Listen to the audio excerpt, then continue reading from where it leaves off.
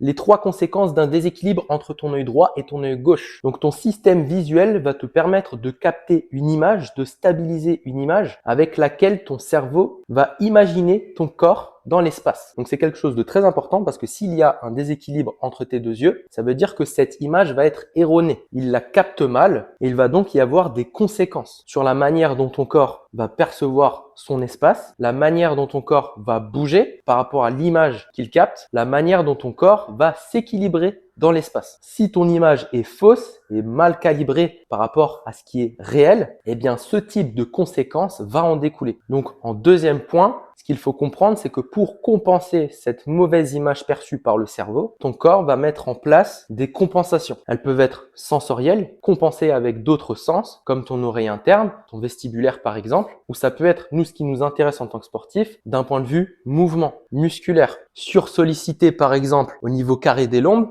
sursollicité au niveau des trapèzes supérieurs, sursollicité au niveau de mes pieds, et ce qui fait donc que je crée une surcharge, une sursollicitation sur ces structures-là. Donc oui, un déséquilibre entre tes deux yeux peut être responsable de certaines gênes problématiques que tu peux ressentir. Et on peut le voir aussi de cette manière-là, ça va créer des interférences dans le mouvement. Le fait que je capte mal l'information à travers mon système visuel va faire que je vais avoir des stratégies compensatoires sur certains mouvements qui sont liés à ce que moi je vais percevoir au niveau visuel. Donc on peut le voir de cette manière-là. Rééquilibrer ton système visuel va te permettre éventuellement de corriger certains de tes mouvements qui sont aujourd'hui problématiques pour toi ou engendrent des conséquences qui sont problématiques liées à un mauvais mouvement fait par réflexe, lié à un système visuel qui est déséquilibré. Et la troisième et dernière chose à comprendre, c'est que ça va être une source de stress supplémentaire pour toi. Un système visuel qui capte mal l'information, qui est déséquilibré, va créer une surcharge au niveau de ton cerveau. Étant donné qu'il doit mettre en place des stratégies compensatoires qui n'ont pas lieu d'être, c'est une surcharge de travail pour lui. Donc, une source de stress supplémentaire, une dépense énergétique supplémentaire. Donc, enlever cette problématique-là, liée à ton système visuel, va te permettre de délester de la charge de travail